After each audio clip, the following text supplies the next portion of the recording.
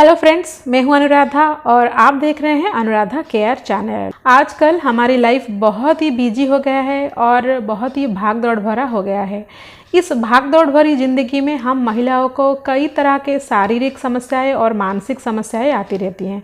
हमारे ऊपर बहुत सारे रिस्पॉन्सिबिलिटी होता है, जैसे कि फैमिली का रिस्पॉन्सिबिलिटी, जॉब का रिस्पॉन्सिबिलिटी। सो इस रिस्पॉन्सिबिलिटी को निभाते निभाते हम लोग बहुत ही ज़्यादा स्ट्रेसफुल भी हो जाते हैं। सो अगर इस स्ट्रेसफुल भरे लाइफ में आप प्रेगनेंसी के लिए प्लानिंग कर रहे हैं तो ये स्ट्रेस आपके प्रेगनेंसी को भी हैम्पर कर सकता है। एक स्टडी के मुताबिक लगभग 30% महिलाओं का मिसकैरेज तब हो जाता है जबकि उनको ये पता भी नहीं होता है कि वो प्रेग्नेंट है, और लगभग 15% महिलाओं का मिसकैरेज लगभग 15वें वीक में या फिर 15 के वीक के अंदर अंदर ही हो जाता है।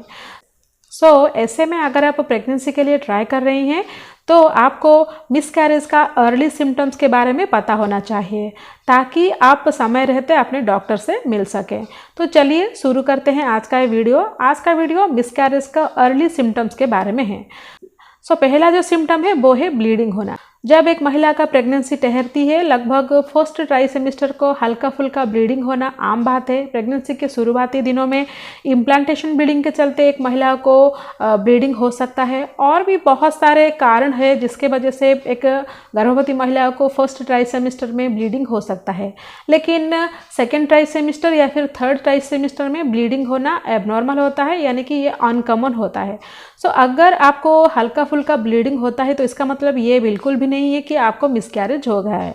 लेकिन अगर आपको ब्लीडिंग के साथ क्रैम्प्स भी महसूस हो रहा है, ऐंठन भी महसूस हो रहा है, आपको पेट में मरोड़ भी उठ रहा है और साथ ही साथ आपको फीवर भी आ रहा है, तो ये जो सारे सिम्टम्स है वो एबनॉर्मल है।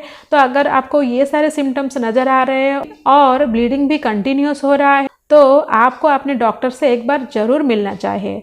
मेरे सारे सब्सक्राइबर फ्रेंड्स को मैं यही सलाह देती हूँ कि एक बार आपका प्रेगनेंसी कंफर्म हो जाता है और उसके बाद आपको प्रेगनेंसी में किसी भी दौरान खून या फिर ब्लीडिंग नज़र आ रहा है तो एक बार अपनी तसल्ली के लिए अपने गायनेकोलॉजिस्ट को ज़रूर मिलिए। दूसरा जो सिम्टम्स है मिसकैरेज का वो है बैक पेन। प्रेगनेंसी में बैक पेन होना भी नॉर्मल बात हो, लेकिन अगर ये बैक पेन आपको पीठ के निचले हिस्से में हो रहा है, आपके पेल्विक एरिया में हो रहा है और ये बैक पेन बहुत ही तेज हो रहा है, असहनीय दर्द हो रहा है और साथ ही साथ आपको ब्लीडिंग भी हो रहा है और आपके पेट में क्रैम्प्स भी पड़ रहे हैं, तो ये मिसकैरेज का सिम्टम्स हो सकता है। तो इस केस में भी आपको तुरंत ही अपने गायनेकोलॉजिस्ट से एक बार जरूर मिलना चाहिए। तीसरा जो सिम्टम्स है वो है पेट दर्द।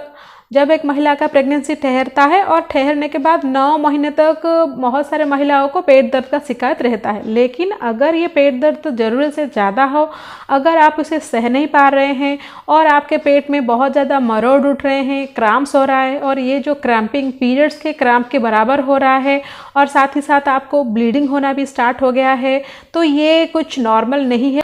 तो ये जो तेज पेट दर्द होता है ऐंठन के साथ, क्रैम्प के साथ और ब्लीडिंग के साथ, ये मिसकैरेज को दर्शाता है।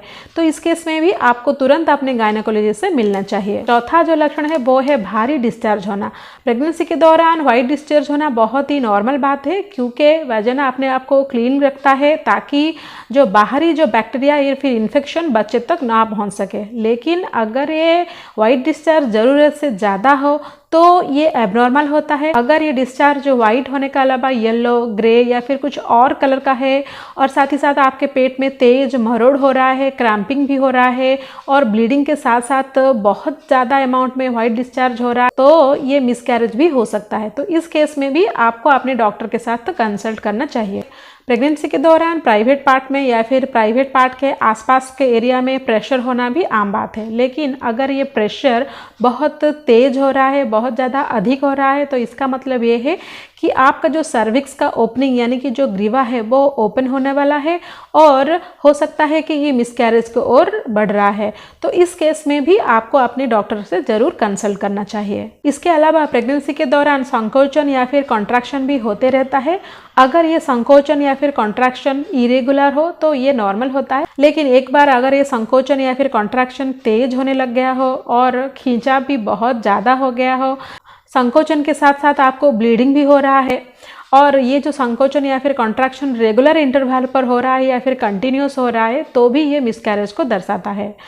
तो इस केस में भी आपको अपने गायनेकोलॉजिस्ट या फिर डॉक्टर से मिलना चाहिए। अगर आपका मिसकैरेज एक बार शुरू हो जाता है नेचुरल तरीके से तो इसको रोकना लगभग नामुमकिन होता है, लेकिन काफ़ी सारे केसेस में दवाई, इंजेक्शन और डॉक्टर के एडवाइस से मिसकैरेज को रोका जा सकता है, लेकिन आपको समय रहते अपने गायनेकोलॉजिस्ट या फिर डॉक्टर से मिलना चाहिए।